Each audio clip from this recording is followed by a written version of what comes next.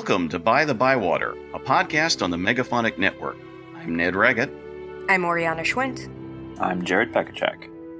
And we're here to talk about all things J.R.R. Tolkien, his work, his inspirations and impact, creative interpretations in other media, languages, lore, rip-offs, parodies, anything we think is interesting. Thanks for joining us.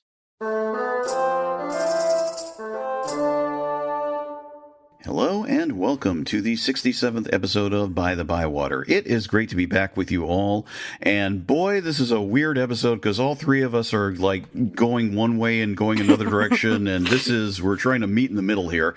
We are recording this like we did with the other episode earlier this year. Due to our schedules, we're recording this much earlier in the month, in early September than we would otherwise have done. So yeah, sorry, this is like exclusively my fault. Oh, we'll get to you. But let's talk about something your dream. I'm so sorry. Let's talk about things that have just happened. However, this past weekend, Jared was at the Rose City Comic Con, and by all accounts, it was a fine experience. Do you want to give the quick summary of it all there? Yeah. Well, I mean, I was at Rose City, like as a featured guest. Yeah, I wasn't 3 just panels. Yeah. So, I was on a panel about tropes. A panel called Horny on Main about our literary crushes. Very appropriate. We were asked if we were Team Legolas or Team Aragorn. And then world building panel, which I was actually on with Terry Brooks, which was very funny because we did do an entire episode about his Sword of Shannara, which was not a very kind episode. So it was a little weird being on a panel with him. But which luckily he has not listened. Like, there's no way he's listened to it. So hooray.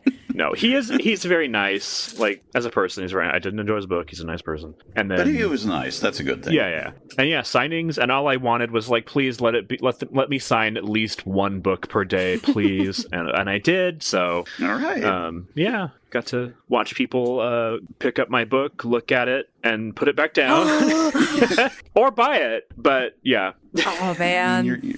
Being able to sit where I could see people pick up the book was a little nerve-wracking. But yeah, several people bought it. It was good. I got to know It's great. I feel like that's, people. untrammeled success is bad, I think. I am reading the book Raging Bulls and Easy Rider. Wait, swap that. Easy Riders and Raging Bulls. I don't know. But it's the book about the... And I think untrammeled success with no humble pie is maybe not a good thing for people to All experience. I can tell you is that partially in the run-up to speaking of them of Coppola's Megalopolis in a couple of weeks here, the local draft house has been screening a bunch of older Coppola stuff from the 70s and 80s and things like that. So I had a chance to not only see for the first time in about 4 decades Apocalypse Now, but the associated documentary that came out 15 years later, Hearts of Darkness. Yes, we just watched that last night. Yeah, that's one of those things I watched him going you think a lot of yourself, don't you? Fascinating. And it is like Steve and I are about to go up and shoot a movie in 4 days and oh no, we're not Coppola, and yet sometimes our thought processes are slightly similar. So it's good to have that to measure ourselves against in both good and bad ways. Yeah. But yes, that is true. The Kickstarter for Sight Unseen, which we talked about a couple of episodes having been fulfilled and other things having coming in, they're off to do that, and that's the big reason, indeed, why this episode is being done early. Sorry. So that way, Oriana and Steven can concentrate on things. Yeah, I don't know if we would have been able to carve out time for this in rural Maine as we're trying to shoot 11 pages in 8 hours. I don't know if that's what happens when you go we're going to be a SAG production. All of a sudden you have 8-hour days you have to squeeze everything into. So it's great. It's fun. We have faith in you. This is the thing, as Jared said in his acknowledgments for the West Passage. You and I believed in his book without knowing when they exist. Now Jared and I can believe in you. Yeah. So think of it that way.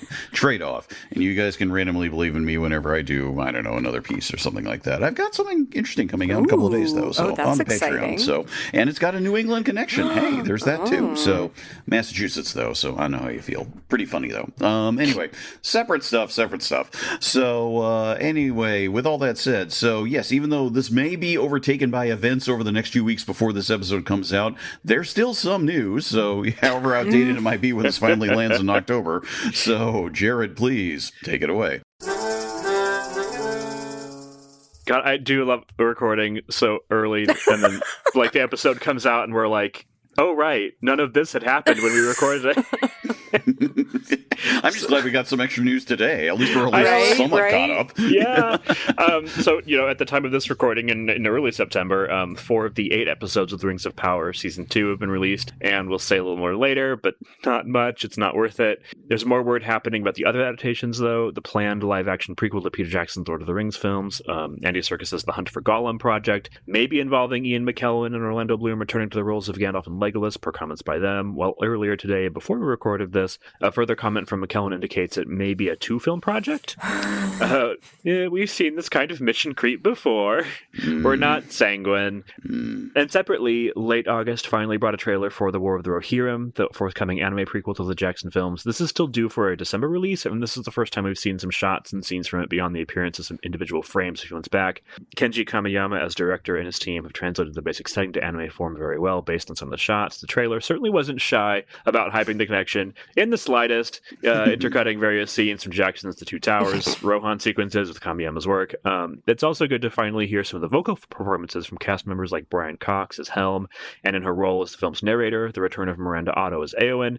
This all said, we do have a couple of initial questions still, so let's talk about that. Yes, indeed. So, Oriana, straight men and red hair. Dude, what is it? What is it? Why does she have red hair? Why? We know why. I mean, that's the thing. It's like, oh, this is like such a deep fetish in the straight, probably not necessarily just white man community. I think it has breached containment. Who can say? But yeah, wow, fascinating. But in terms of the trailer, yeah, I mean, my read on it on the trailer, and I'll have more thoughts to say about this general subject in a bit here later in our news discussion. But the first half is of the trailer more or less hit various beats that are familiar from the appendices story as it stands. The second half of the trailer introduced a lot of elements which, okay, there's room to do that in an adaptation. I'm not knocking on that front. However, we do definitely get on the vibe of, hey, remember the Lord of the Rings films? The elbow nudging? Remember how much you liked those? Starting with that was such a like, oh, you don't respect us at all as an audience. At least. The marketing department for this movie does not respect anybody. 100%. To be blunt. So, yeah. But yeah, no, things like, okay, we already knew, because it had been mentioned in previous art things and all that Mumak would feature because there were going to be some sort of Southron connection, which is in more or less in line with the general take in the appendices as, multi-pronged attack essentially on both Rohan and Gondor at the same time. But yeah, that one, the bit where we get the eagle, and I'm like, is she riding it? What's happening? And then a watcher in the water? Yeah. That really feels like this was in the Peter Jackson movies, so we have to have it in subsequent Right, yeah. films. So we'll, again, compared to something else going on right now, which I'll talk more about in a second, I still have a certain hope for this, partially because it is just one movie as opposed to all sorts of other things like that. So it'll be the thing there, and I'm still very curious. And again, we will see. But shifting gears first to this Hunt for Gollum thing. Okay, the 2-film announcement. But it wasn't an official announcement. But also, I do believe however many movies they think they can make out of this, they will. Whatever it is that they settle on for the script, which does not sound like it is finished. Nope. Like, I have, everyone is doing this. Every studio is it's just blood from a stone. Yeah. Yeah, and there's not much more to say about that in terms of details, because again, there hasn't been much in the way of official announcement beyond the fact it exists. We're just getting bits and pieces in the interview comments from Orlando, from Ian McKellen, who's the one who says he understands it's a 2-film project, but that was about it. So we'll just have to see. Anyway, shifting to the TV series, yeah, let's be quick about this. Okay, folks, remember, we're not doing another episode solely on the second season in the same way that we do on the first season. Partially because, rather wisely, neither of my compatriots have actually seen this thing. Aside from Oriana seeing the first 20 minutes. Yeah, I made it through 29 minutes of the first episode of the second season, and I got a headache, and I was like, you know what? It's okay to admit that this is just it's not for me. I know that there's probably people listening to this podcast who do like it, and you know what? That's great. I like when other people enjoy things, and I like when people have jobs, and that's it. I just can't do it.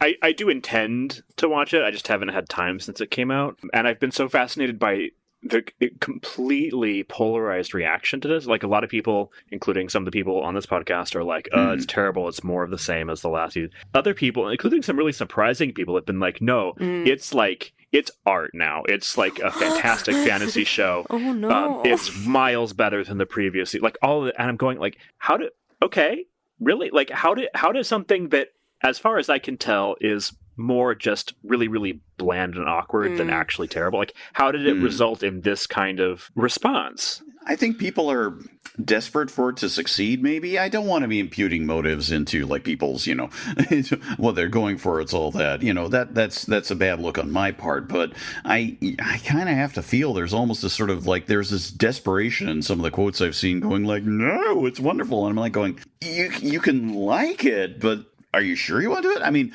my initial reactions, I have, for my sins, seen every episode so far as it's come out, and no, and it is one of those cases where basically it is essentially more of the same. I'll throw in a link to our season 1 episode. It's more of the same, more than the showrunners, etc., may in fact care to admit. In that we're getting, there are some changes, kind of, but not really. It's more like a lot of the invention that's being introduced, because now that the first season exists, they have to build on that, what they've established there. So it's sort of like, okay, you roll the dice, go for it. What did they even establish?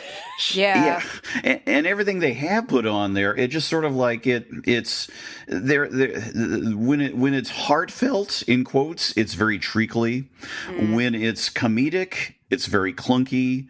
When it's there's a whole subplot that's been introduced. Again, we're only 4 episodes in; things may change.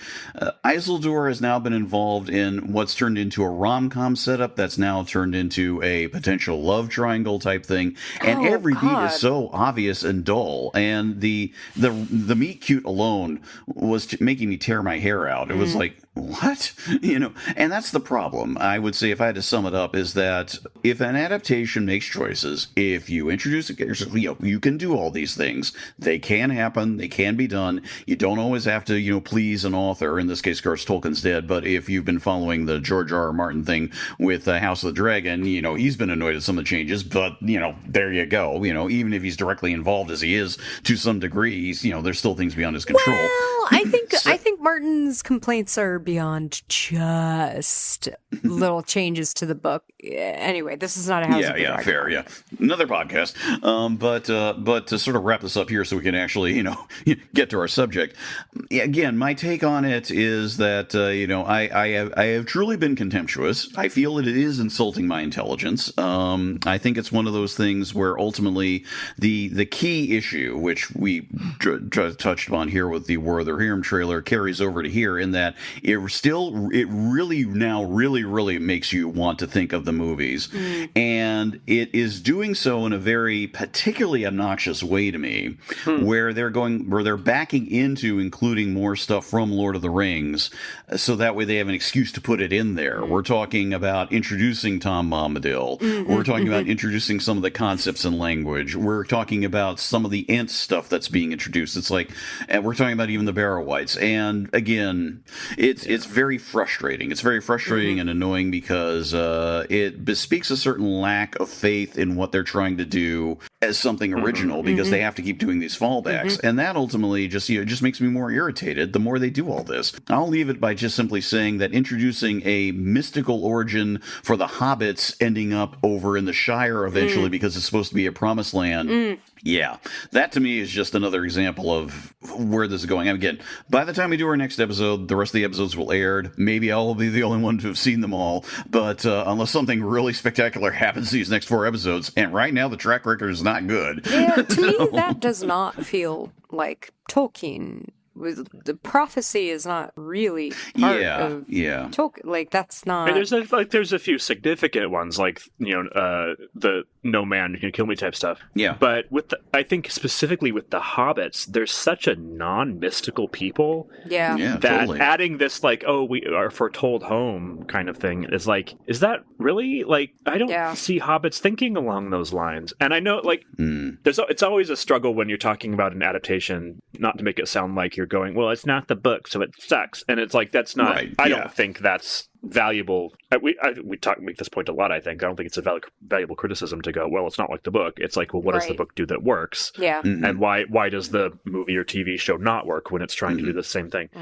Again, the hobbits are just not that kind of people, and that kind of change is like, oh, wait, are the showrunners Mormons? Like, do you know what a hobbit is? Do you know that they aren't a metaphor for the Mormons? I don't know. In a weird way. I mean, it happened once with the original Battlestar Galactica. That's its own thing. I do think, though, that some of the positive responses I've seen, some of them have been, like, from really surprising people, like the critic Gretchen Felker Martin, who is very outspoken and doesn't like to be pandered to. She's loving the second season, which is bizarre to me, because she's not, like, a cozy kind of person.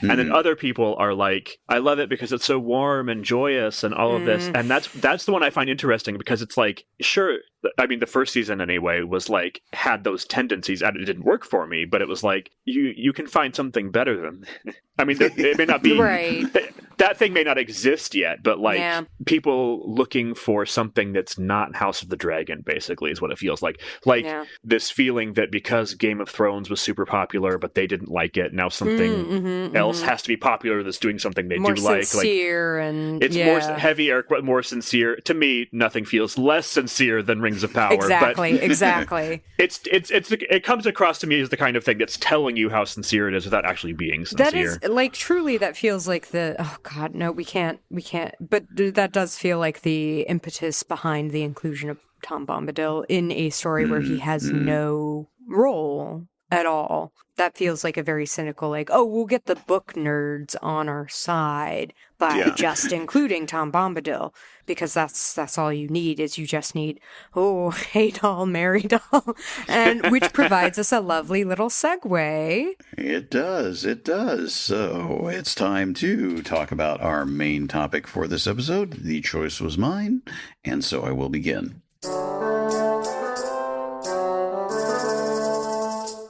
Of all his works published during Tolkien's lifetime, The Adventures of Tom Bombadil is the most curious in ways, arguably the most commercially minded in others.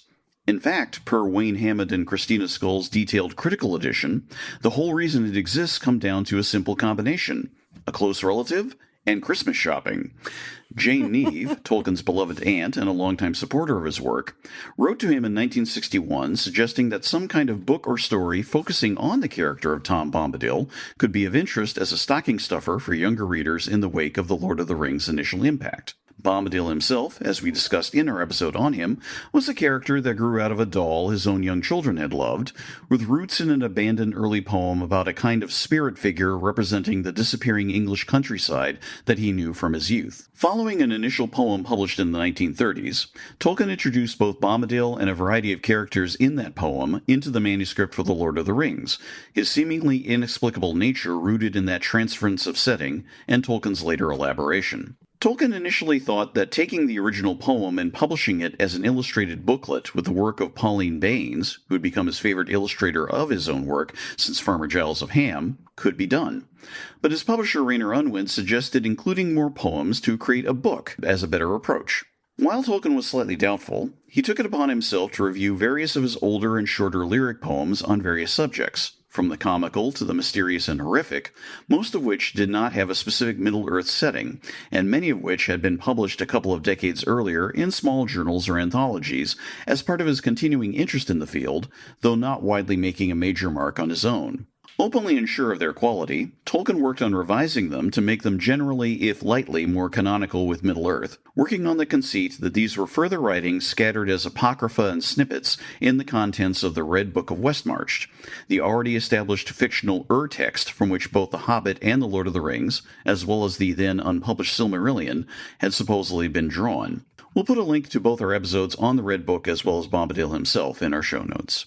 With Baynes' illustrations, both smaller ones throughout the text as well as wraparound cover art and full-page pieces as well, completed in summer of 1962, the book was indeed released in time for Christmas that year, and was a small success, somewhat to Tolkien's own surprise, but doubtless to the satisfaction of Neave, who herself passed on the following year. It's not quite the last full book on Middle-earth Tolkien would release during his lifetime. The Road Goes Ever On, the songbook collaboration with the composer Donald Swann, contains various in-universe notes on pieces showcased, providing some, at the time, new details of various parts of the legendarium. But in terms of a back-to-front effort that's all his own, this collection is pretty much the stopping point, even as Tolkien continued to privately work on various Middle-earth stories, tales, and other pieces for the following 11 years until his own passing. Since then, it has understandably been overshadowed by the publication of said stories, and sometimes collected with its illustrations in larger collections of his shorter work, while all the poems, including their original versions where appropriate, are now contained in the new complete poem set that has just been released. Still, it itself remains in separate print, including the new paperback version of the critical edition. The somewhat random circumstances that resulted in the Adventures of Tom Bombadil suits its contents in many ways, since in other circumstances this could have been simply a separate selection of Tolkien's own poetry, as originally written and published, an understandable enough approach given his increasing fame. Then again, this was hardly the first time a writer had taken the opportunity to rewrite and polish up previously published works of poetry, just ask Walt Whitman. More specifically, partially due to what was its intended audience of younger readers, there's definitely a lighter or sometimes agreeably creepy tone throughout the book, aside from its final three pieces, The Horde, The Sea Bell, and The Last Ship, some of his most melancholy works in the vein of portraying elder days disappearing from the world of mankind. Otherwise, from the gruesome story of the Mewlips, mysterious slimy creatures who themselves were apparently hilariously inspired by academic superiors in Tolkien's working life, to a celebration of the feral ancestors whose memories carry over into domestic felines, the baldly titled Cat, as well as republished poems from The Lord of the Rings itself, like The Man in the Moon Came Down Too Soon, and one wholly new piece to accompany the main poem, Bombadil Goes Boating. It's a brisk collection of work, if admittedly one Tolkien carefully explained in his in-universe preface as being, quote, lighthearted and frivolous, unquote, more than anything else. That frivolity itself, however accentuated by some of Baynes' always excellent illustrations in particular, functions in odd ways, and can lead to further questions about Tolkien's exact goals here. On the one hand, there's the fact that he clearly recognized the style and tone of his poetry. However much he enjoyed this kind of approach, it seemed to underscore, rather than undercut, the too sickly sweet version of fairies and elves he'd long since railed against in many forms, most famously in the essay on fairy stories. On the other hand, there are strange and sometimes unsettling moments throughout. It's a bit disconcerting to learn that Tom didn't so much offer to marry Goldberry as more or less capture her, if the poem is to be taken as canon, while the previously mentioned concluding poems end the book in a much different fashion from where it begins in general. at once a curio, an overview of ultimately separate work, a way to read into the legendarium in sometimes unexpected ways, and more besides. It's a bit of a strange beast all around as a book. So with that said, it's time to open up the floor. So, yeah, where to begin with this odd little thing is the best way to describe it. I don't know. Anyone want to take an initial crack at it? I mean, it's certainly, like, you really, really get a sense of, in this volume, of the themes that our old boy was really, really obsessed with and would never, were just present in all of his writings forever and ever. Amen. For better or worse. I mean, like, it's all in there kind of over and over again. I think maybe the only thing missing, this is my, like, brain not working properly, but, like, maybe there aren't explicit references to Edwin and yeah. Like Elfwine and our like I think maybe those are the only two specific names missing from this, but everything else is just so present in everything else that he did. And like that's not a ding. It sounds like a ding, but I enjoy that he was just so into this, that you know, the ship leaving and the world passing you by and you not being prepared for the next age of the world and having to leave it.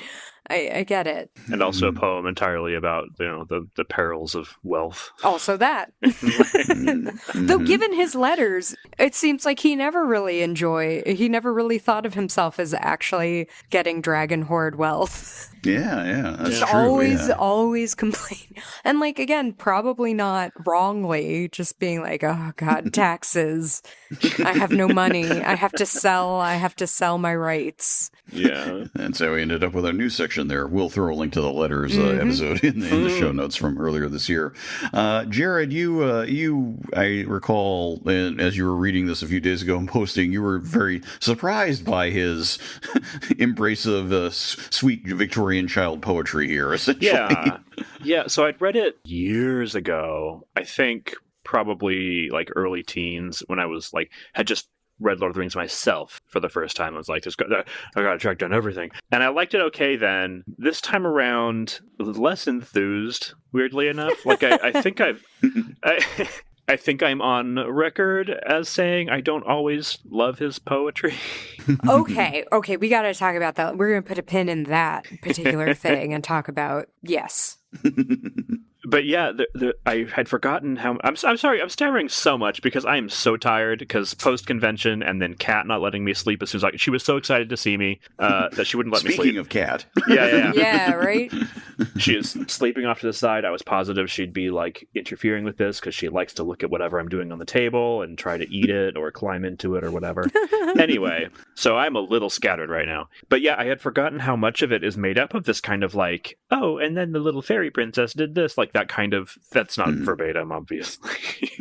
But that kind of thing, like, oh, we're wearing clothes made of beetle wings and cobwebs and drinking dewdrops or whatever. Like, that kind of thing is... There's a significant number of poems in here that are like that, and I was like, what is this doing here? I thought he hated this. What? Yeah, it's a really odd, you know, it's kind of the underrated is not the word, maybe understated facet of Tolkien's creative life, that, you know, he has all this because, and again, this is something that the Hammond Skull edition really brings out. The advantage to having it is that you get to see the original text of the poems as they were first published, and which allows for a compare and contrast in terms of what revisions he did. And again, the revisions, for the most part, don't really change much about the poem. There's one particular exception I will get to. But the thing about it is that these are things that are appearing in all these, you know, I had forgotten he had essentially been doing all this little side poetry stuff in these other journals and other things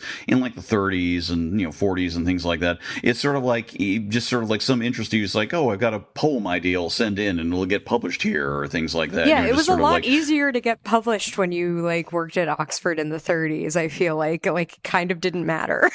Yeah. Also, wasn't like some of the places he was publishing, like one of them wasn't it like a journal for nuns or something? Like, like if you're submitting there, I think they're probably a little less picky than if you're trying to get into like poetry magazine or whatever. It's kind of like Ron Swanson winning the Woman of the Year award in Parks and Rec, I feel like.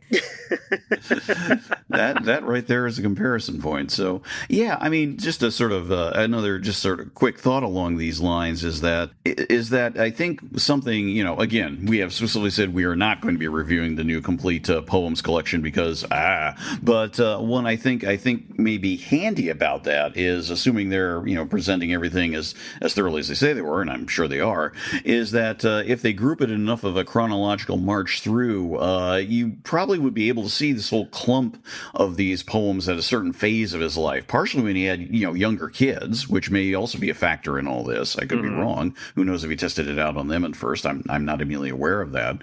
Where it's sort of like this was something that was clearly a regular small side pursuit that wasn't his great matter of Middle Earth, nor was it his academic life. It was like almost like something else he could do, even though he was good at it rather than great. And the thing that, to my mind, is most interesting about this is that he does not include, and didn't even try to include, his most infamous poem along these lines, which was his earliest in comparison, and that's Goblin Feet, which is pure. Goblin Feet is. I'm trying to think of the good comparison here of, like, you know, people trying to bury their earlier work and make sure no one ever talks about it again. You know. Oh, I have a novel that I wrote that I did try and self-publish at one point that no one will ever know. I will not say the title. It should be gone. It should be scrubbed from everywhere. Do not seek it out. It is bad. It's bad, bad, bad. And I don't ever want anyone to see it. Not even my husband has read this. Oh, okay. Oh, I was sure you were going to say it was like based on Goblin Feet or something. Like it was tied into that somehow. No. But spiritually, it's Goblin Feet, the dark, gritty reboot, just what we needed. I mean, Goblin Feet's out there. We'll throw in a link if you want to see it. I mean, he himself was pretty much embarrassed by it for the rest of his days. It is the literal antithesis of his stance on fairy stories. I can see why he just was like, you know, it was. So there's something that, and you know, but the work in here often sort of, you know, blows on those lines. Let's maybe, like, you know, look into talk a bit more about the two lead poems, since they are pretty much sort of the main hook for the book, as it were, and that is The Adventures of Tom Bombadil itself and Bombadil Goes Boating, since that was the thing. Now, as you said, Oriana, in the episode on Tom Bombadil, sometimes says, "Who let this happen?" And here we are. Who let this happen? Indeed, it's one of those things where both of the poems are kind of interesting in that they are probably the most explicitly Middle Earth-ish, because they are essentially the landscape of what the Shire was. And again, you take the original stance of the first poem, which is just simply set in a, you know, just sort of general setting, where there are Barrow Wights and there is an Old Man Willow and there's Gold River Dart, and basically, okay, plunk it right next to the Shire when he's writing it, and there you go. So you read all that and you read the original comparison, you're like, oh, okay. But then the second one in particular, Bombadil Goes Boating, is more sort of like, oh, it's in the Shire now. What do I do? How do I do this sort of invention thing here? And the thing that sort of gets me is, quite simply, there's a lot of shit talking in this poem. It's like everyone's just ragging on each other. Yeah, it reminds me a lot of sections of the Kalevala where somebody like Vainamoinen is wandering around. And I don't think he does this specifically, but there's some section that I can't remember right now where there's like just a series of rat battles essentially that happen.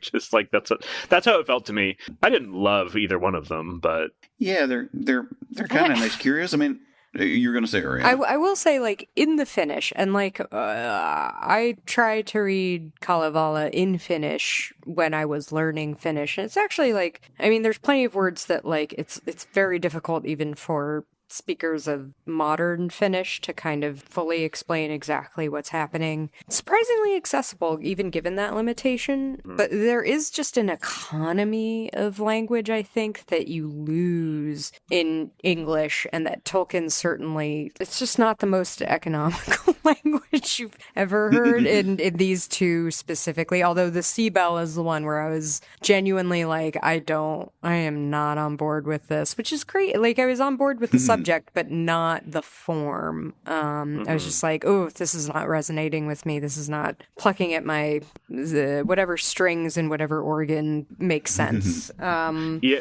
when he writes poetry, he often gives himself too much space in a line, and then struggles to fill it. So you don't get this. To me, a lot of the really great poems in the world, even the really long ones, like Paradise Lost, even, are sort of distilled. There's a sense of distillation down to essentials, even as they're filling out like a meter and a line, but they're doing it with a lot of focus and intention on the imagery and the language. And he's doing it with a lot of focus on the language, but not so much the imagery, because he's thinking solely in terms of like, well, this kind of verse has this kind of rhythm, and then the space in the middle and the alliteration, and he's thinking like that, and he doesn't quite get to the third draft. Well, what's funny is, to me, the rhythm just always feels weird. Not always, not for every single one, but often I'm just like, I think you've missed. Like, even if technically you have achieved the specific meter that you have gone by through, that you have set for this entire piece, I don't it just does not work for me. But that's what I'm saying about, like, exactly. He gives himself too much more space than the idea needs, and he's not willing to let that idea go, or just lines that, like, again, it just. I remembered what I was trying to say. Good. To me, the rhythm feels off because that is what he ends up just focusing on, which means it's foregrounded. Whereas in Shakespeare, it's much more natural because Shakespeare is more comfortable writing in meter and like hitting those beats, but like using them as a means to convey thought. And Tolkien is more like, oh God, I got to hit these beats. Let's add some more words. Yeah. And then it ends up again foregrounding the beat and not the melody, which is fine if you're doing that kind of thing, but that's not what he's trying to do. I'm sorry, I was going to say, I think it's one of those things that I'm not saying it necessarily improves some of the work, but I am thinking about how when it came to, I mentioned briefly the songbook with Donald Swann, and there was also the related formal recordings as opposed to the at-home recordings they did with friends. The formal recordings in the late 60s, poems and songs of Middle-earth, where I think he had this feeling that, to your point about needing to hit the beat, it's sort of like, well, these are ultimately maybe more songs than straight up poetry, and that could explain a certain amount of the relative, locked inness. And that is the thing about it. It is one of those things that the Shakespeare comparison there is very appropriate, Jared, because it's sort of like you feel Shakespeare language, his language flow through those meters. Here it's more sort of like, dit, dit, dit, dit, dit. He tends to pick meters that don't necessarily suit modern English. Yeah. Shakespeare tended to. This is getting really into like the poetry nerd weeds, but like Shakespeare tended to write in iambic pentameter, which is like, well, now I forgot what that specifically means. It's like a stressed syllable and then unstressed, stressed, unstressed, which is a very natural rhythm for English, for modern English. Right. But Tolkien really likes the older, like alliterative things that you would do in Old English, which was a much more polysyllabic language, and also had a lot more alliteration in it just naturally. So when you try to do modern English, you end up like stretching it or like compressing it or just manipulating it weirdly until you hit those beats, hit that alliteration. And it can be done. He does it well now and then. Yeah. Yeah. But it's not just that. There are other like meters that he tries that are closer to like the Kalevala one, which is that really insistent. Yeah.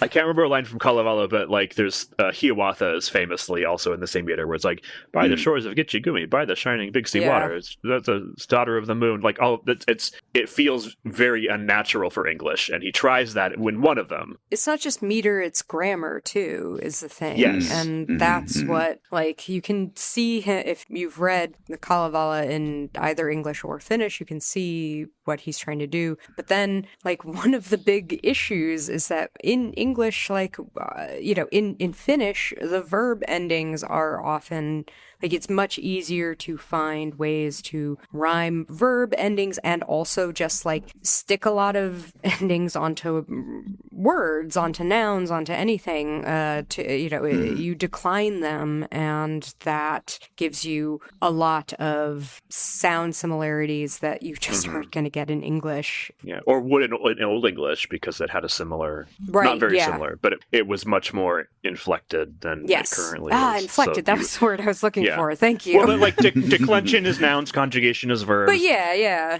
I know a ton of poetry people were gonna like yell at me for forgetting what iambic pentameter is, so I'm just gonna say it really fast because I had to look it up really quickly. It uses a unstressed and then a stressed, and then that's the iambic part, and then pentameter means there's 5 of those pairs per line, which again works very well in modern English, which includes Shakespeare, no matter how difficult he is, and doesn't work so well if you're doing other like you can't. Anyway, Old English wasn't doing that because it was too many syllables. Too many syllables, Mozart. Yeah, I was thinking about that as it were. Maybe shifting a bit before touching on a couple of poems. I will say that maybe it matches it well enough, but Pauline Baynes' art is pretty nice. I mean, I think it's just great. It's really lovely. It's some of it's very, very, very funny, and I liked the very almost hyper realistic cat dreaming of dreaming of lions tearing up animals. It's like, of course a cat would do that. So Jared can confirm. Yeah. but and also, and I can never pronounce the name, the big turtle. Oh yeah. Yeah. So I just like how he sort of has a frown on his face. He's like, "What are you doing on me? Get off!" Yeah. So those moments are kind of nice. So she really was a very, very good partner for him. You could say in this mode, it's really hard to imagine her like doing a thing where she would have illustrated like the Silmarillion or something like that. Yeah. It doesn't quite fly. The closest to it might have been her very good illustrations for Bilbo's Last Song, which also allowed her to do a sort of summary of The Hobbit, and so was able to touch on moments there. But here, straight up, where it is, the tone is generally lighter, and it all suits. And even something like the Mew Lips, whereas sort of like slimy doors and dark trees and all that sort of stuff. Yeah, she's a very good children's book illustrator. She wouldn't necessarily transfer it to an adult. And that suits it. And and again, we've got Tolkien pulling the meta move. It's like, hobbits are simple folk type thing. They like this goofy ass stuff. So so the idea of errantry as being like this sort of like goofy little thing that Bilbo eventually transforms into the nobler sentiments about Eärendil and Rivendell in that poem there. It's like, nice excuse. So just things like that. So I think I've told the story before, but sorry to interrupt. No, go. But this feels very much like something I pulled in art school, where with a project. It was like I don't think it was midterm, but it was that kind of like big thing. I accidentally dropped it. And then I was like, oh, well, there's no way I can fix this because this is right before class. So I dropped it more times and stomped on it a little bit and dropped it a few more times. And then it was like, this was all on purpose. Wow. Deconstructing. Yeah. So his kind of like, oh, it's the hobbits. They're so silly. This is from the Red Book. Oh, they don't really they don't know the higher forms of poetry. Rustic. It's like they're so rustic. It's like just believe in your work. Like having spent a lot of this time being like, I don't really like it. Just go for it. Come on, you don't have to. Yeah, I mean, the thing that crosses my mind is that, it's the type of thing. I think someone proposed him just coming to saying like, hey, we'd like to put a collection of your short poems together. He might have just been like, since it sort of was almost backed into this idea of this poetry. It's like, I guess, and all that. The thing that most crosses my mind with it is that not that I think Edmund Wilson paid any attention to Tolkien after Lord of the Rings, but if he had been sort of like, if he had, and I can't remember when he passed, it was sort of like, oh, see, I told you, The Hobbit, Lord of the Rings, it's all this kid stuff, and then he comes out with a stupid poetry book. book. I was right. I could see that. I would see him using that as evidence for his stance pretty easily. So he would just sort of like dismiss it all and be snooty, which is what he'd like to do.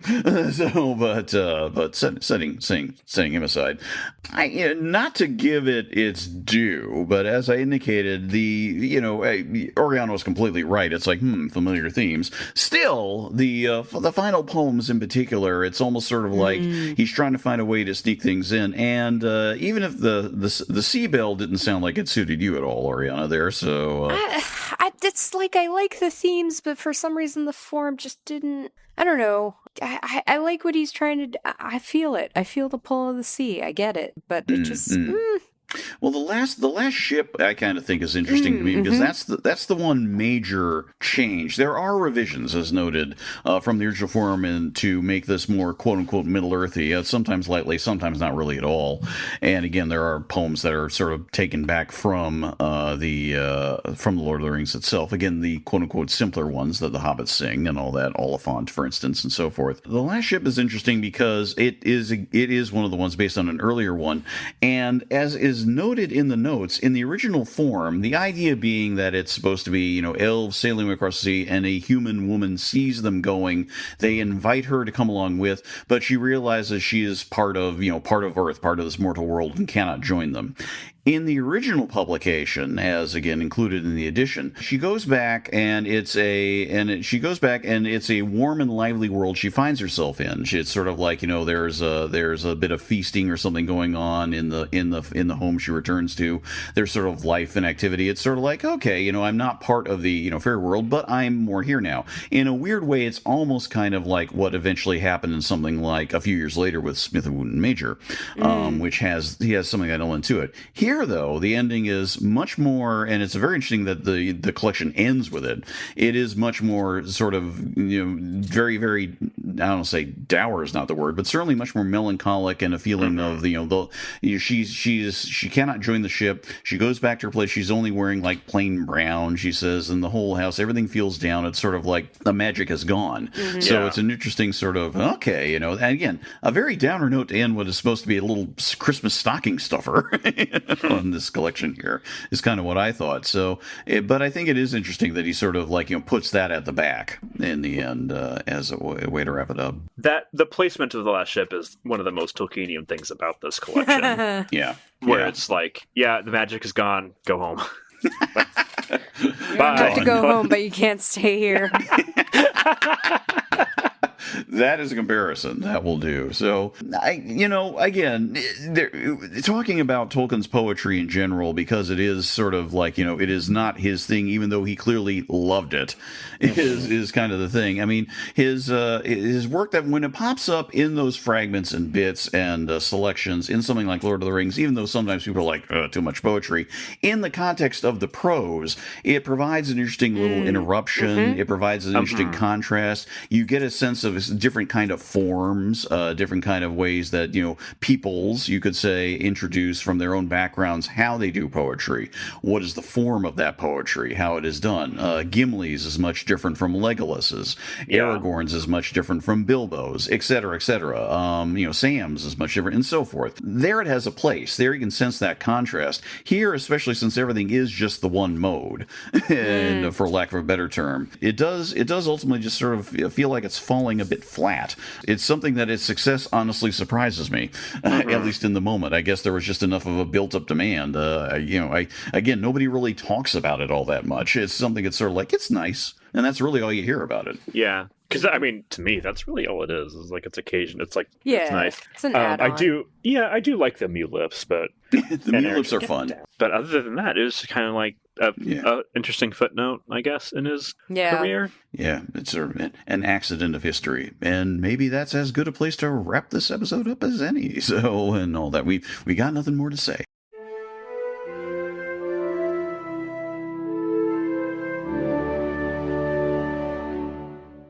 All right. right. The choice of episode topic next time is Oriana's. What are we going to be talking about? What does it mean when something feels like Tolkien? That is one of the questions that is like the question that we are going to answer definitively next episode.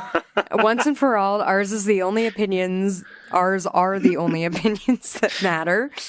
But yeah, I think actually all this talk, I like our cinematographer for this movie that we're shooting. He named his daughter Eowyn. He and his wife are like big fans of the Peter Jackson movies in particular, and they like the Rings of Power. And when I was talking to them about it, they were like, well, it's just nice to be in that world and it feels like Tolkien. And I was like, that's interesting to me. What does it mean to feel like Tolkien? What does it mean? Who gets to decide that? Is there any way to officially decide what feels like Tolkien? Yeah, we will. Yeah, I mean, obviously we are the tastemakers. We are the ones who decide this. So yeah, just what does that mean? What are our personal prerequisites for something feeling like Tolkien, and how does that maybe differ from some other people's? You know, I don't want to invalidate anyone going, with this episode. I'm very curious to hear from some people. If any readers want to write in, like, very happy to hear what you think and discuss, what does that mean? Yeah, sounds good. So with that as a good prompt, we'll just say thank you again very much for listening. And if you would like to contact us in advance of that very interesting topic with thoughts, again, you can mail us at bythebywater@gmail.com. Our webpage, again, is always at megaphonic.fm/bythebywater. And, of course, there's also the Blue Sky account, By the Bywater there, as well as our individual social media accounts, various spots if you would like to reach out to us and or follow us and send us thoughts about what does it mean to feel like Tolkien, if you like. A very interesting prompt and a very interesting question. I'm looking forward to where we take this one, where I think we'll all be more rested up and focused and be able to concentrate on that. That'll be a good thing. That'll be a good thing for us all. So in the meantime, thank you again very much for listening. We always appreciate it. We will be back on a more regular schedule next time. So by the time we record our next episode at the end of October, everything should be a little more in sync, and we'll be caught up with all sorts of things, including on a certain series, and we'll dispatch it there and then. So until that time, we will talk to you at that point. Until then.